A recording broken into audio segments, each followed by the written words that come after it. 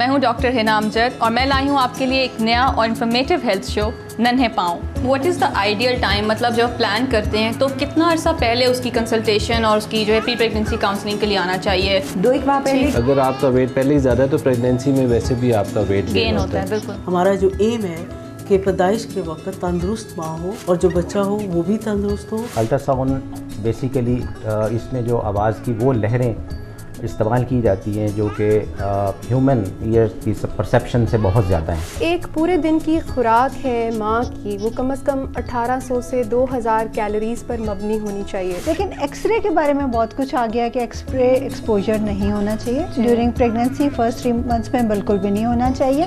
Couple उस वक्त बच्चा पैदा करे जबकि वो ज़हनी तौर पे, माशी तौर पे स्टेबल हो।